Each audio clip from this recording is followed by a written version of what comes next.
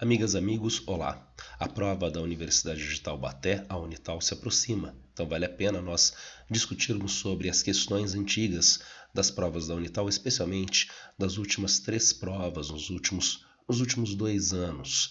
A Universidade de Taubaté traz algumas questões de excelente qualidade na prova de geografia, mas sempre traz algumas questões mais ou menos problemáticas que merecem uma análise mais criteriosa ou que merecem até mesmo uma crítica. Isso também vai acontecer certamente na nossa próxima edição de exame vestibular. E por isso a nossa análise agora das últimas 3 provas dos exames vestibulares. Antes de eu avançar, não, o seu som não está com qualquer problema, é a minha voz que está horrível por causa de síndrome gripal, não Covid. E por isso, durante a apresentação, me desculpem, talvez haja alguns problemas técnicos por causa da minha voz. Mas ainda assim, vamos lá, vamos seguir e acho que vai dar tudo certo ao final. Unital, revisão para a prova inverno 2023. Primeiramente, uma distribuição de questões. Temos aqui a distribuição de questões com ambientalismo e geopolítica nas últimas 3 edições da prova, com mais questões, respectivamente 5 e 4 questões. Depois vem uma quantidade de temas com um total de 3 a 2 incidências nas últimas 3 provas. Geomorfologia, energia, hidrografia, economia, segurança alimentar, entendimento de recursos gráficos e urbanização. E finalmente questões com apenas uma incidência, temas com apenas uma incidência nas últimas 3 edições da prova: política indigenista, espaço geográfico, vegetação, cartografia e conflitos agrários. Isso merece já uma análise. Se você vai fazer uma revisão final de geografia para a prova da Unital, privilegie esses temas. Pegue resumos bem elaborados de ambientalismo, de geopolítica, porque são realmente os temas mais importantes e devem aparecer novamente na nossa próxima edição. Essa distribuição de temas mostra uma qualidade da prova da Unital. Uma prova bem elaborada não deve privilegiar temas, porque dessa forma, uma pessoa que por uma casualidade se preparou melhor em tal ou qual tema, acaba sendo beneficiado de forma injusta. Essa pessoa é beneficiada de forma injusta frente aos demais candidatos, às demais candidatas. A Unital não comete esse erro. Então ela tem uma prova com boa distribuição de questões. Eu imagino, em contradição com o que eu disse anteriormente sobre ambientalismo e geopolítica, tendo em vista que uma prova de vestibular de boa qualidade também precisa pensar no tempo histórico no qual essa instituição, nós como sociedade, estamos inseridos. São 2 temas muito importantes e, consequentemente, são temas que merecem estar com destaque na prova da Unital. Entre os temas com uma distribuição mais ou menos equitativa, eu destacaria para vocês entendimento de recursos gráficos. Por favor, na prova da Unital, não deixem de fazer a leitura do texto base, uma interpretação do mapa, do gráfico, da tabela que foi fornecido pela questão. Pode ser fundamental na resposta da questão, ou mais do que isto, pode ser que a questão não seja nada além de interpretação de gráfico e tabela, o que é também uma qualidade da prova da Unital. Bons exames vestibulares, como o da Unicamp, colocam questões que são em determinado nível verificadas, analisadas respondidas apenas a partir da melhor interpretação do recurso gráfico disponível. Porque há muitos candidatos, candidatas que não conseguem fazer isto. Mas há um vício dos candidatos, candidatas, de passar por cima do texto base, de não fazer a leitura do mapa da tabela. Não cometam este erro. Eu quero frisar isto, porque as questões que eu levantei para nós analisarmos a partir do próximo slide são questões que não têm uma importância muito grande do texto base. Para nós economizarmos agora no nosso vídeo, eu vou direto para a análise dos itens ou das alternativas, mas eu já vi essas questões previamente. Então não façam isso na prova. Façam a leitura, por mais superficial, uma primeira aproximação que seja, porque pode ser um recurso muito importante para a resolução da prova. Finalmente, um último aspecto: ambientalismo, geopolítica. E aqui, ó, política indigenista, né, são temas de atualidades. E por isso esta é a primeira de 2 apresentações que eu estou fazendo para vocês. Nós teremos também uma próxima apresentação de vídeo com temas de atualidades importantes para os anos de 2022 e 2023, que podem ser objeto da nossa próxima prova da Unital, que pode ser objeto de outros vestibulares agora de meio de ano. Bem, vamos começar com a análise das questões problemáticas, problemas formais, conceituais ou que merecem uma abordagem especial. Aqui nós temos a questão da Unital, prova verão 2022, questão número 23. O tema da questão é Sistema Elétrico Brasileiro e Crise Hídrica. Vejamos os itens da Unital. A Unital traz como verdadeiros os itens 1 e 3. Vejamos o item 1. A energia gerada por termoelétricas que dependem de combustíveis fósseis como óleo diesel e gás natural são mais onerosas e poluidoras do que aquela gerada por hidrelétricas. Irretocável. Tá certinho o nosso item 1. As hidrelétricas geram impacto ambiental, mas em média menor do que o impacto ambiental gerado por usinas térmicas convencionais que utilizam derivados de petróleo e carvão mineral como combustível para a produção de energia elétrica. Além disto, as usinas térmicas convencionais precisam comprar o tempo todo mais combustível para continuar produzindo energia elétrica, tornando o custo dessa energia elétrica maior do que em usinas hidrelétricas. O item 1 está irretocável, está certinho. Vejamos o item 3.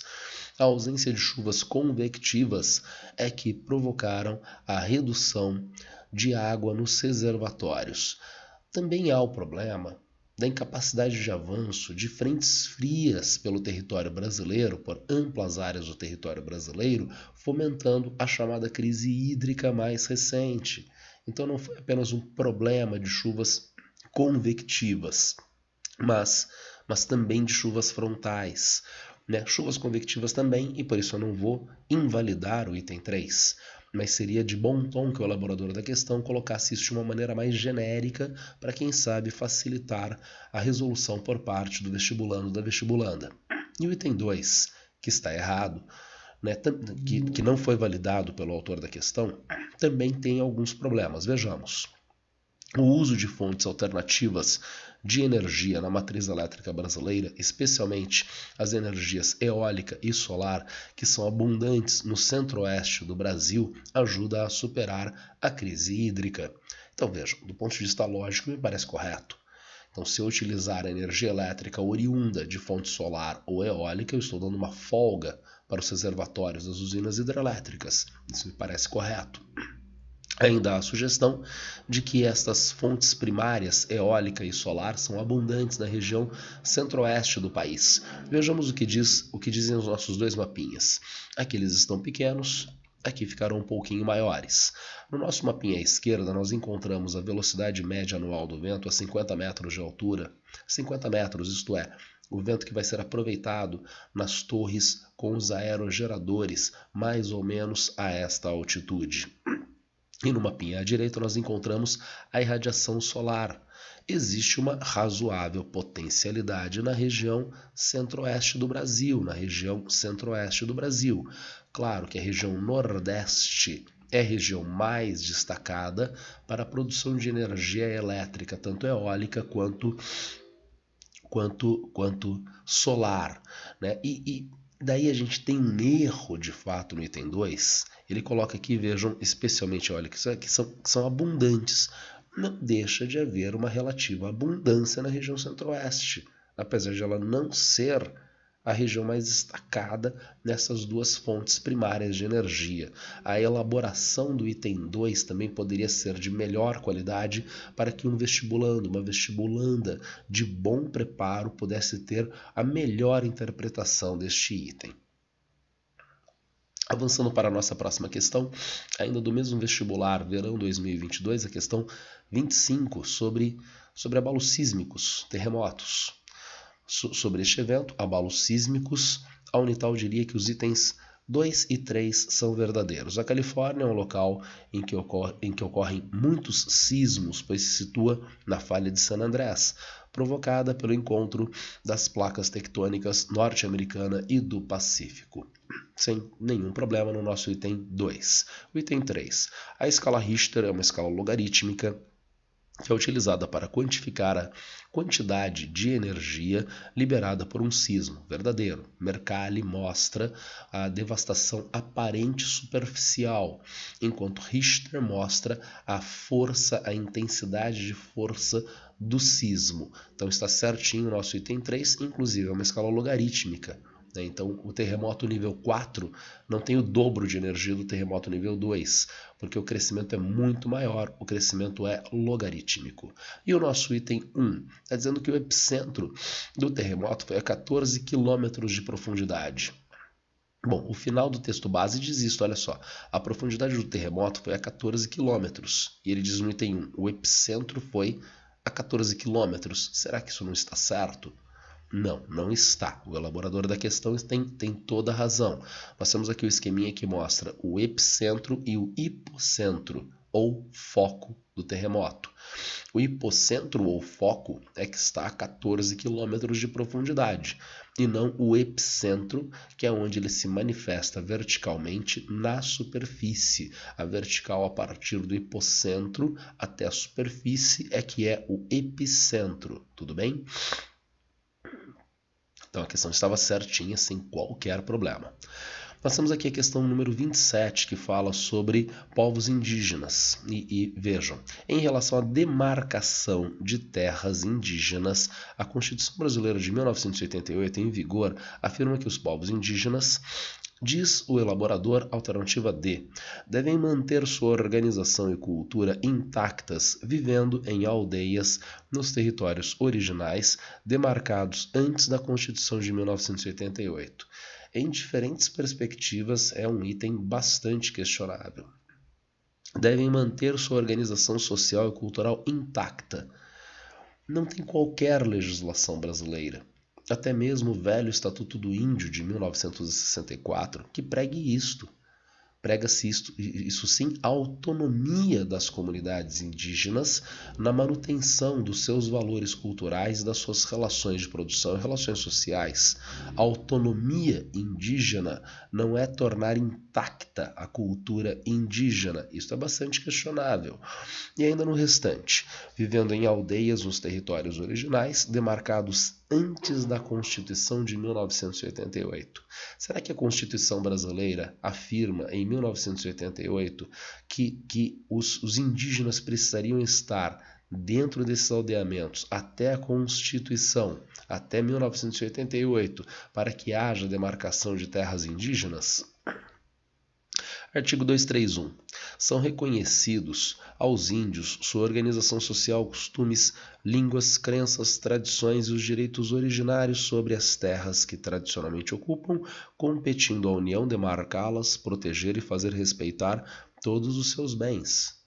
Então não há um limite temporal imposto pela Constituição em relação às terras indígenas, à demarcação de terras indígenas. A Constituição diz apenas que os indígenas têm o direito a estas terras. E, na verdade, o Brasil é signatário da Convenção 69 da Organização Internacional do Trabalho, que é ainda mais bem-vinda aos povos indígenas no que diz respeito ao direito ancestral às terras. Então, a Convenção 169 e mais o artigo 231 da nossa Constituição colocam em xeque a leitura dessa alternativa D. Leio novamente com vocês. Devem manter sua organização social e cultural intacta, né? Bastante peculiar, e ainda mais vivendo em aldeias nos territórios originais demarcados antes da Constituição de 1998. Vou ler mais uma vez o enunciado. Ali, em relação à demarcação de terras, a Constituição Brasileira de 88 em vigor afirma que os povos indígenas. Então a afirmação da Constituição Brasileira, me parece que ela não comporta, a afirmação da Constituição Brasileira não comporta a alternativa D. Acho uma questão bastante problemática. Questão 21, inverno 2022. está tematizando os gases de efeito estufa. Sobre o tema dos gases de efeito estufa, e eu insisto, gente, eu estou passando pelo texto base para deixar o vídeo mais curto, mas lá na prova, em hipótese alguma, vocês vão fazer isso, tá legal? Em relação aos gases de efeito estufa, são verdadeiros os nossos itens 1 e 2. O Brasil emite muito dióxido de carbono devido ao desmatamento da Amazônia. Sim, na verdade o Brasil é um dos maiores emissores mundiais de gases de efeito estufa, não pela produção de energia, não pela atividade industrial, mas pelo desmatamento e queimadas. Vejamos 2. O limiar de aumento da temperatura do ar menor do que 1,5 graus centígrados atende ao Acordo de Paris. Sim, para nós termos alterações climáticas em escala mundial que são mais ou menos contornáveis com medidas adaptativas, esse aumento tem que estar dado no máximo, segundo o IPCC, a 1,5 graus centígrados. Extrapolando este valor, nós não temos mais alguma segurança acerca de como essas mudanças climáticas viriam a ocorrer. E no item 3, o aquecimento global é um processo atmosférico, cíclico e natural, que possui uma fase positiva de aumento e outra negativa de resfriamento da atmosfera. Eu não vejo nenhum problema neste item. Esse item me parece verdadeiro. O aquecimento global é sim um fenômeno natural. Aquecimento global ou efeito estufa é um fenômeno natural, tá certo? E tem períodos nos quais a Terra tem uma temperatura maior do que ela tem na atualidade. Por exemplo, na era mesozoica, as temperaturas em média eram maiores do que hoje. E tem períodos de menor temperatura, como por exemplo as eras glaciais. Então me parece verdadeiro. Onde estaria o erro? Não é o problema em tela. A questão está falando sobre o aquecimento global antropogênico e não sobre o efeito estufa naturalmente constituído. E nesse sentido é que o item 3, na minha leitura, estaria errado, tá certo? Mas também acho uma questão bastante problemática, porque esse não é exatamente um problema conceitual. É um problema de caráter formal interpretativo que gera uma relativa subjetividade na validação e invalidação de itens. Ainda no inverno de 2022, a questão 22. Na Amazônia Ocidental, a maior parte das rochas do Mioceno está coberta por floresta densa, e assim por diante. Sobre esse tema, assinale a alternativa correta. Diz a Unital que a alternativa A. O Mioceno é uma época da era geológica cenozoica. E, novamente, gente, tem questões que você só responde com a leitura do texto base, só responde com a leitura da tabela, do gráfico, do mapa. E essa, por exemplo, dispensa completamente o enunciado, tá certo? Inclusive porque foi uma questão decoreba. Você decorou as eras geológicas, o quadrinho de eras geológicas, períodos e épocas, e olha aqui o nosso querido Mioceno, tá certo? O período da era cenozoica. Então pronto, você mata a questão, tá legal? Mas é uma questão de baixa qualidade, porque é uma questão decoreba e infelizmente o problema formal de apresentar um texto base relativamente longo e para o qual a gente não vai utilizar absolutamente nada. A questão inverno 2022, incrivelmente, pelo que eu vi, não foi anulada, mas ela não tem resposta. Dá uma olhadinha no texto base. Dados os pontos A, B e C que possuem as seguintes coordenadas geográficas: A, 2 graus sul, 60 graus oeste, a 80 metros de altitude. B, 10 graus sul, 45 oeste, a 0 metros de altitude. E C, 2 graus sul, 15 graus oeste, a 500 metros de altitude. Com base nas informações acima, assinale a alternativa correta. Diz o gabarito, e pelo que eu averiguei, não está marcado como questão anulada, que os pontos A e B estão no mesmo paralelo. Então eles estão na mesma latitude. Mas a latitude do ponto A é de 2 graus sul e a latitude do ponto B é de 10 graus sul. Então eles estão no mesmo paralelo? Não estão. Eu coloquei até no esquema aqui para vocês. B e C talvez estejam no mesmo paralelo, mas A e B não estão no mesmo paralelo. Então essa questão está sem resposta e, infelizmente, pelo que eu averiguei, essa questão não foi anulada. Temos ainda mais essa questão sobre bacias hidrográficas. Bacias hidrográficas brasileiras. Mais uma questão que passa por aquele aspecto lamentável de ter um texto base longo e que não tem maior uso entre as alternativas. A alternativa do gabarito da Unital é a alternativa A. Vejamos, o Rio Grande deságua no Rio Paraná, sendo que estas águas irão desaguar no Oceano Atlântico na foz do Rio da Prata. Sim, isso está certo na medida em que a gente vê aqui o nosso mapa. Olha aqui o Rio Paraná, ele faz parte da Bacia Platina, que deságua aqui no estuário do Prata. Mas tem um pequeno problema formal, eu diria, aqui no enunciado. A Bacia do Paraná abrange 10% de todo o território brasileiro, sendo a continuação do Rio Grande. O Rio Grande é o formador do Rio Paraná. Quando ele se junta com um afluente chamado Parnaíba, o Rio Grande muda de nome e se chama Rio Paraná. Então, será que a expressão deságua no Paraná é mais adequada? Talvez o Rio Grande forme o Rio Paraná quando o Rio Parnaíba deságua no Rio Grande, seria a melhor composição, tá certo? Isso prejudicaria um vestibulando de muito alta qualidade, mas em média a gente aceita e marca a alternativa A. Chegamos à questão 22, verão 2023. Nós temos a transferência da capital federal para o interior do Brasil. Então trata-se de um projeto antigo, um projeto egresso do século XIX. O que a Unital traz acerca dessa mudança da capital? Vejamos. Sobre o texto, assinale a alternativa correta. Diz a Unital, alternativa B de bola. A vegetação predominante neste local é de cerrado, que consegue suportar um período longo, 3 a 4 meses de estiagem. Tá, isso é verdadeiro. Mas dá uma olhadinha na alternativa D de dado. A Constituição de 1891 preconizava que a cidade do Rio de Janeiro deveria ser mantida como capital federal. A Constituição de 1891 preconizava isto? Sim e não. Artigo 2º dessa Constituição.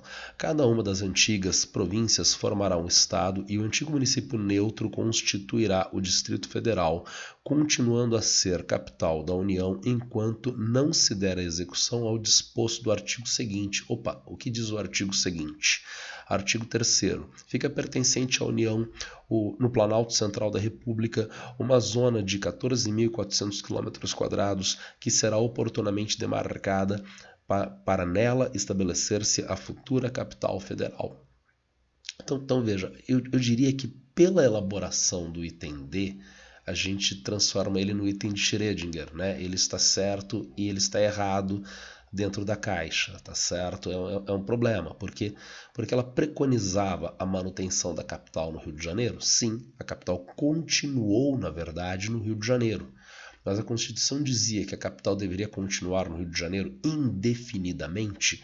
Não dizia. A capital deveria eventualmente ser enviada para a região centro-oeste, mudada para a região que viria a ser chamada de centro-oeste. Não havia centro-oeste na Constituição de 1891, tá certo? Então, a composição do item D levanta essa dúvida. Além disso, essa questão está na prova de geografia, e o item D trabalha com uma especificidade muito grande, e eu diria mal elaborada do ponto de vista discursivo, em história, e não em geografia propriamente. A geografia é a ciência do espaço. Pelo amor de Deus, não é que a geografia trabalha o presente, a história e o passado. Isso seria uma leitura tosca, tá legal? Mas a geografia trabalha com o espaço geográfico e não há elementos mais importantes de entendimento do espaço geográfico nesta temática na alternativa D, que me parece uma característica da leitura histórica e não da leitura geográfica. Então, bastante problemática em diferentes aspectos dessa alternativa D. Avançando agora, mais uma questão de geomorfologia de terremotos. Terremoto no México, tá certo? Então, vamos ver. A Unital traz para a gente como alternativa correta a alternativa E. O hipocentro deste sismo situa-se a 15 km de profundidade. Está aqui no texto base, ó. A liberação dessa energia ocorreu em uma profundidade de cerca de 15 km. Então, se foi a partir de 15 km, o hipocentro está a 15 km de profundidade. Certinho. Mas a Unital traz esta alternativa C. Distância focal deste sismo situa-se a 440 km da cidade do México. Isso também está no texto base. Este sismo foi sentido na cidade do México, que fica a aproximadamente 440 km do epicentro. Então, será que isso não está certo? Do ponto de vista conceitual, está errado. A Unital tem razão. Olha aqui. Aqui está o epicentro na superfície, aqui está o hipocentro ou foco. E a distância entre a superfície e o hipocentro é que é a distância focal, e não a distância entre o epicentro e a cidade do México, tá certo? Então a gente valida o item E e não o item C da questão. Mas é uma questão problemática, porque ela sugere isto no item A e o desabonamento do item C exige um entendimento conceitual do que é distância focal, e isso talvez escape de boa parte dos vestibulandos, de boa parte das vestibulandas. Chegamos à questão de meio ambiente, sobre a COP21 em 2015, né, e o lançamento do Acordo de Paris de redução de gases de efeito estufa. Vejamos o que a Unital nos traz na alternativa C. O carbono atmosférico e no solo são importantes atores na temática de mudanças climáticas discutidos e aprovados na COP21. Sim, inclusive a ideia de Acordo de Paris, reduzindo as emissões de gases de efeito estufa, reduções nacionalmente determinadas, etc., para a contenção do aquecimento global antropogênico, tá certo? Mas dá uma olhadinha na alternativa B de bola. A moratória da soja do Brasil foi amplamente discutida e aprovada durante a reunião da COP21. Caramba, moratória da soja, isto é, a soja, os produtores de soja se comprometem a não avançar sobre novas áreas desmatadas para a produção de soja, a moratória da soja. Será que isto foi amplamente debatido na COP21? A moratória da soja é de 2006 e ela foi amplamente debatida na COP22 em 2016 e não na COP21 em 2015. É um detalhe. Se essa prova fosse feita em 2016, se essa questão estivesse aparecendo na prova de 2017, tudo bem, porque é um assunto de atualidades. O vestibulando e a vestibulanda viram isto nos meios de imprensa no último ano, ao longo do ano, nos últimos 2 anos. Estamos na prova verão 2023. Esse assunto já está perdido no tempo e foi colocado no item B, criando, portanto, uma zona de nebulosidade que dificulta inadequadamente a resolução da prova pelo candidato, pela candidata. Finalmente, chegamos à questão 26, sobre a China e Hong Kong, né? A reintegração de Hong Kong à China, que tinha sido tomada, a região chinesa que tinha sido tomada pelo Reino Unido desde a Guerra do Ópio, na década de 1840, e foi reintegrada ao território chinês em 1997. O que a Unital traz como alternativa do gabarito? Olha só, alternativa A. Devido ao poder capitalista de Hong Kong, em contraste com a China comunista, o governo chinês adotou a fórmula um país, 2 sistemas. Dá para se esforçar para ter uma capacidade de escrita melhor neste item A, não é verdade? Afinal de contas, o que diabos é poder capitalista? Tá? Qual é o sentido conceitual da palavra poder dentro dessa alternativa? Na verdade, trata-se de uma ideia, um país, 2 sistemas, que cria um contexto previsto legalmente de autonomia política para Hong Kong em diferentes quesitos frente ao governo central de Pequim. Então, poder capitalista não me parece tão adequado para a elaboração deste item de alternativa A. Um vestibulando de melhor qualidade, uma vestibulanda de bom preparo, vão olhar para isso e vão achar que está errado, porque está inconsistente. Agora, ainda temos mais esse problema.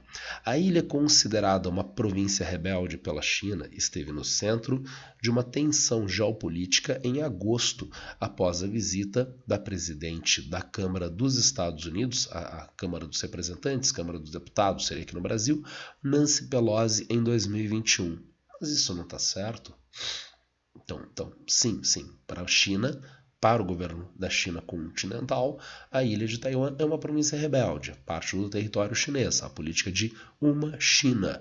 E a Nancy Pelosi, afrontando esta ideia, foi, como uma alta representante do governo americano, encontrar altos representantes do governo de Taiwan no mês de agosto de 2022, não de 2021. Então, um detalhe. Então, novamente, olha, a alternativa D trabalha um detalhe bem específicozinho, né? Enquanto a alternativa A, que é a alternativa do gabarito, não se preocupou com o melhor detalhamento conceitual na sua elaboração, não deixa de ser bastante lamentável, tá certo? Bom, eu separei essas questões como questões mais ou menos problemáticas dos últimos anos do vestibular da Unital. Espero que a gente tenha entendido as críticas e, no caso, em algumas questões, um procedimento para nós chegarmos a uma resposta verdadeira, né? Mesmo sendo uma questão mais ou menos de precária elaboração, tá certo? Se alguém tiver alguma dúvida em relação a essas questões ou quaisquer outras questões da prova da Unital, já sabe, é só me procurar a qualquer tempo nas redes sociais. Abraço para todas e todos e boa sorte!